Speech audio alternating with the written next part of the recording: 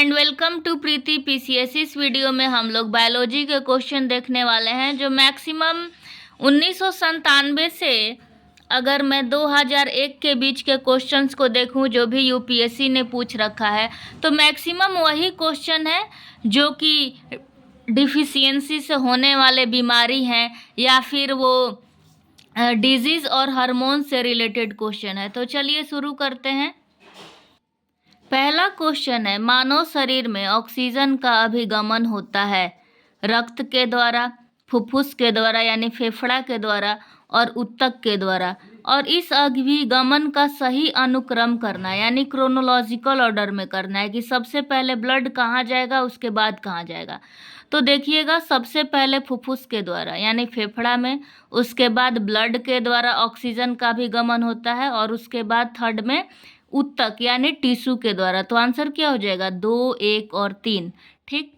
दूसरा क्वेश्चन है, पीत पिंड यानी कॉर्पस ल्यूटियम कहाँ पाई जाने वाली कोशिकाओं की संहति है? मस्तिष्क, अंडाशय, अग्नाशय या प्लीहा? तो ये पीत पिंड जो होता है कॉर्पस ल्यूटियम, ये अंडाशय में पाया जाता है। इसका थोड़ा एक्सप्लेनेशन देख लेते हैं। जो भी क्वेश्चन बहुत इंपॉर्टेंट है हम उसका एक्सप्लेनेशन भी देखेंगे। इसका एक्सप्लेनेशन है, कॉर्पस ल्यूटियम रिक्त गार्फियन फॉलिकल से निर्मित होती है एवं आकार में बढ़ जाती है। यह प्रोजेस्टेरोन हार्मोन स्रावित करती है। ठीक, इस बात को ध्यान रखिएगा। यदि अंडाणु का निषेचन नहीं होता है तो कॉर्पस ल्यूटियम नष्ट होना शुरू हो जाता है और लगभग 2 हफ्तों में यह सामान्य अंडाशय ऊतकों द्वारा बदल दिया जाता है। आते हैं अपने अगले प्रश्न पर। हमारा नेक्स्ट प्रश्न है, अल्फा केरोटीन एक प्रोटीन है जो रक्त में उपस्थित है, लसिका में उपस्थित है, त्वचा में उपस्थित है या अंडों में उपस्थित है? तो इसका आंसर हो जाएगा त्वचा में उपस्थित है। लेकिन अगर बीपीएससी ऐसे ना पूछ के अंगों का नाम दे दे तो इसको और अच्छे से देख लेते हैं एक्सप्लेनेशन के थ्रू। ये देखिए, अल्फा कैरोटीन एक प्रोटीन है जो खाल, बाल, नाखून, पंजों और खुर में पाया जाता है। इस बात को ध्यान रखना है। अल्फा कैरोटीन एक कुंडलित संरचना है। यह मजबूत, अघुलनशील और रासायनिक रूप से निष्क्रिय है।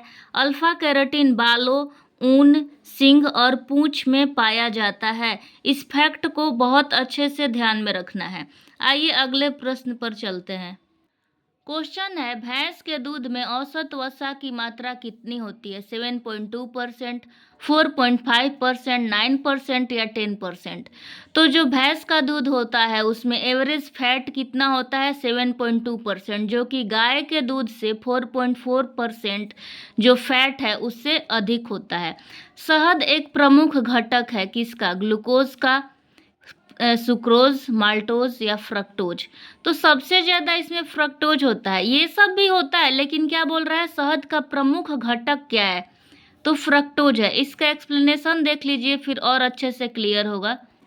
ये देखिए, शहद में मुख्यतः ये संघटक हैं, फ्रक्टोज 28.2%, ग्लूकोज 31%, पानी कितना होता है? तो 17%, माल्टोज 7.2%, कार्बोहाइड्रेट 4.2%, सुक्रोज 1.5% और मिनरल्स 0.5%। ठीक है।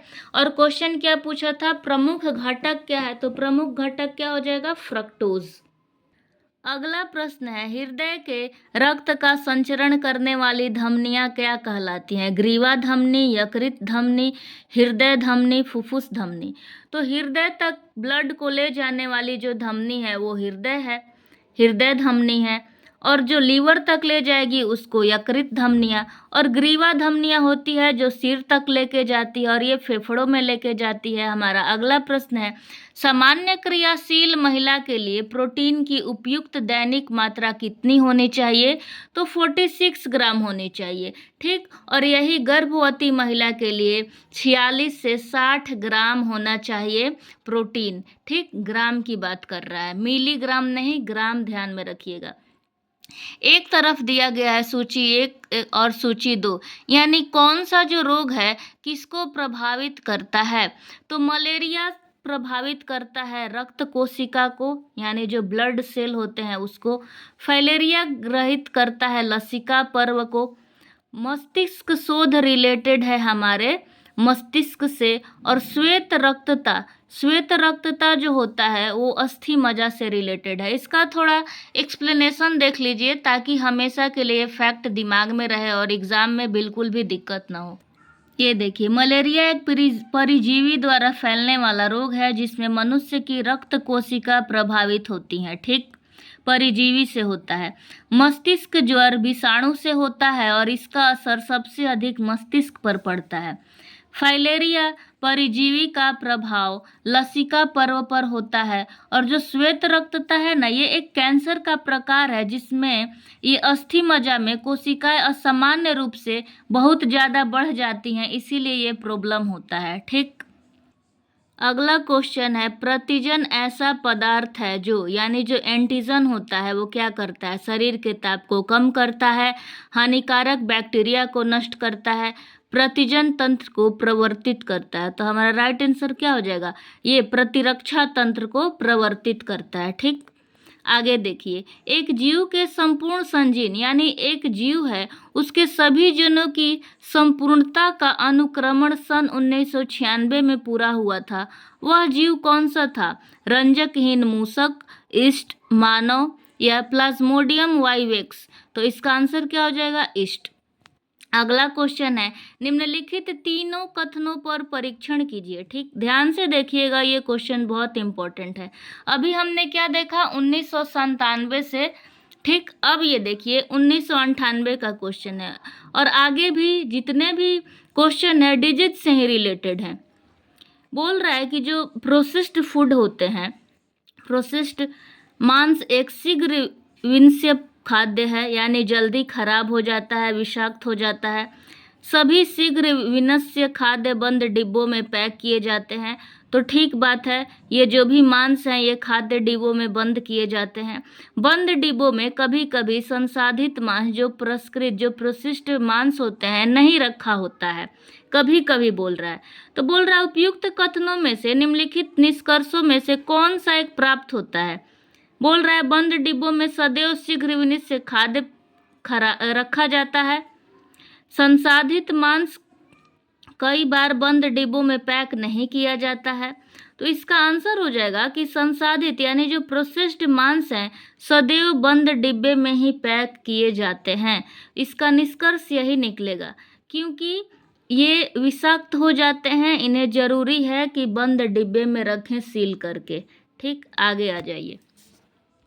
क्वेश्चन है, एक तरफ सूची 1 सूची 2। उत्परिवर्तन का सिद्धांत किसने दिया था? तो डी ब्रीज ने दिया था। विकास का सिद्धांत डार्विन का है। एक जीन एक एंजाइम की परिकल्पना किसने दिया? तो बीटल बीक और टैटम ने दिया। अपरोन अवधारणा किसकी है? तो अपरोन अवधारणा जैकेब और मोनो की है। तो बात यह है कि इसको तो चलो हम भूल जाएंगे, याद कैसे रखेंगे? तो हम इसे कर लेंगे पोल में एक एक करके ताकि ध्यान में रहे। और हो सकता है कि बीपीएससी बोल रहा है कि हम यूपीएससी पैटर्न पर करेंगे, तो सामने सामने आंसर दे दे और पूछ दे कि कितने युग्म सुमेलित है। तो हमें इस तरह से भी अपनी तैयारी को मजबूत करना है कि वो ऐसे पूछे या कितने युग्म सुमेलित है ऐसे पूछे, तो याद रहेगा, तब तो पता चलेगा कि कौन सा युग्म सुमेलित है। अगला क्वेश्चन है, मॉरिशस में एक वृक्ष प्रजाति प्रजनन में असफल रही क्योंकि इनके फल खाने वाला पक्षी विलुप्त हो गया। ठीक है, वह पक्षी निम्नलिखित में से कौन था? तो जो डोडो पक्षी था ना, वही विलुप्त हो गया, इसीलिए मॉरिशस में एक वृक्ष प्रजाति प्रजनन करने में असफल हो गई। यानी कितना ज़्यादा इम्पोर्टेंस है। आ जाइए, अगला क्वेश्चन है, ऑक्सीजन की उपस्थिति में ग्लूकोज के कार्बन डाइऑक्साइड एवं जल में ऊर्जा निर्मुक्त करने के कारण पूर्ण रूपांतरण होने को क्या कहते हैं? तो वायवीय श्वसन कहते हैं। ये तो काफ़ी इजी है। अगला प्रश्न है, अन्य पशुओं की मांस की तुलना में मछली का उपभोग स्वास्थ्यकर माना जाता है। क्यों भाई? क्योंकि मछली में होता है बहु असंतृप्त वसा अम्ल, और ये एक पोषक तत्व के दृष्टि से बहुत अच्छा है, बहु असंतृप्त वसा अम्ल। यहाँ पे दिया है एक तरफ रोग है एक तरफ जीव है, तो मलेरिया किससे होता है? तो प्रोटोजोआ से होता है। पोलियो विषाणु से होता है। तपेदिक यानी कि जो टीबी है वो किससे होता है? ट्यूबरकुलोसिस तो बैक्टीरिया से यानी जीवाणु से। और जो दाद खुजली तो ये फंगल इन्फेक्शन होता है, तो फंगल यानी कवक को प्रभावित, कवक से होता है। अगला क्वेश्चन है, हीमोफीलिया जो कि एक आनुवांशिक विकार है, ये उत्पन्न करता है, क्या उत्पन्न करता है? तो रक्त का स्कंदन न होना, यानी ब्लड को थक्का नहीं बना पाता है हीमोफीलिया। यहाँ पे आप देखेंगे तो एक क्वेश्चन है, मैं अभी दिखा रही हूँ, 1 मिनट। ये कब पूछा गया? ये पूछा गया है 1998 में, ठीक, हीमोफीलिया। और सेम जब 2001 में आया तो फिर मैच द फॉलोइंग में पूछ लिया कि हीमोफीलिया तो एक आनुवांशिक रोग है। अगर पीवाईक्यू ठीक से करते हैं तो यूपीएससी हो या बीपीएससी, वो पीछे से रिलेटेड ही क्वेश्चन देते हैं, इस बात को ध्यान रखिएगा। आगे देखिए, पेट अथवा शरीर के अन्य आंतरिक अंगों के अन्वेषण के लिए प्रयुक्त तकनीक एंडोस्कोपी किस पर आधारित होता है? तो ये पूर्ण आंतरिक परावर्तन परिघटना पर आधारित है, इसको याद रखिएगा, ठीक। जब चींटियां काटती हैं तो वह अंतःक्षेपित करती हैं, तो फॉर्मिकम्ल, ये तो बहुत आसान है। नेत्रदान के प्रदाता की आंख के निम्नलिखित में से कौन सा एक भाग का उपयोग किया जाता है? तो इसका आंसर हो जाएगा कॉर्निया, ठीक। इसका एक्सप्लेनेशन देख लीजिए। कॉर्निया के सूखने और सख्त हो जाने की वजह से अंधापन होता है। कॉर्निया एक साफ परत है जिसमें प्रकाश की किरणें पास होती हैं। यह एक बाह्य परत है जिसको एक व्यक्ति से दूसरे व्यक्ति में प्रत्यारोपित किया जा सकता है, ठीक, बाह्य परत है। इसलिए एक तरफ दिया गया है हार्मोन्स और एक तरफ दिया गया है कि किससे मतलब क्या होता है, ठीक, किससे रिलेटेड है। तो एड्रीनलिन है वो क्रोध, भय और खतरा के समय उत्पन्न होने वाला हार्मोन्स है। जब भी गुस्सा, भय या कोई खतरा आने वाला होता है तो ये हार्मोन सिक्रीट होने लगता है, एड्रिलिन। एस्ट्रोजन तो ये स्त्री से रिलेटेड है। इंसुलिन तो ग्लूकोज से रिलेटेड है। फेरोमोन तो गंध के बोध से साथी को आकर्षित करता है।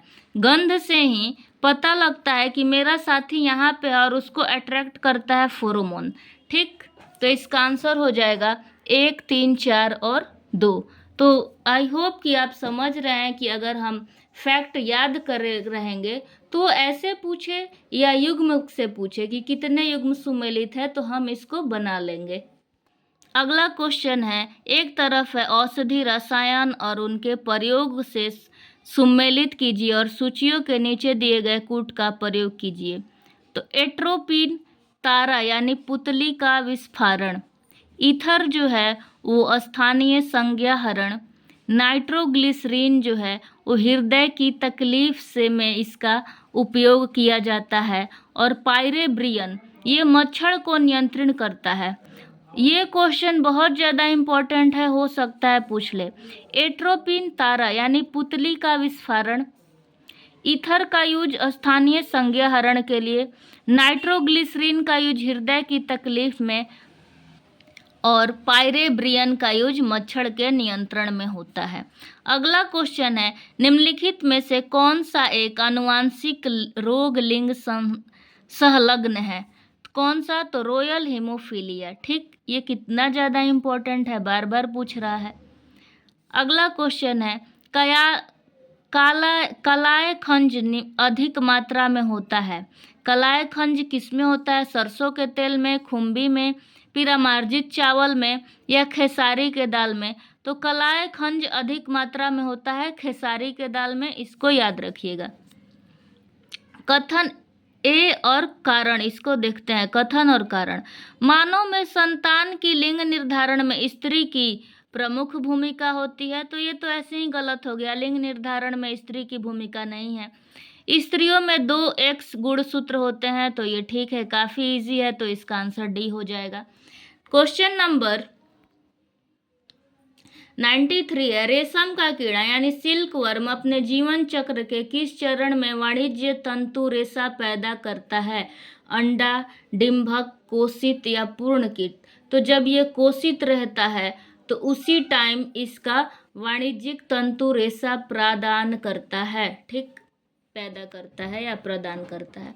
एक तरफ है सूची फर्स्ट यानी रोग और रोग के प्रकार, तो हीमोफीलिया तो आनुवांशिक रोग, डायबिटीज क्या है भैया, तो ये हार्मोन्स की गड़बड़ी हो जाता है, यानी कि डायबिटीज कौन सा हार्मोन, तो ये एक प्रोटीन भी है हमारा इंसुलिन। रिकेट्स तो हीनता जन्य रोग, यानी हीनता किस चीज की हीनता हो गई भैया, तो विटामिन डी की, यानी विटामिन की कमी, हीनता जन्य रोग। रिंग वर्म किससे होता है, तो जो दाद खाद खुजली जो यहाँ 1997-98 में भी पूछा है, तो कवक संक्रमण है। अब आगे आ जाइए।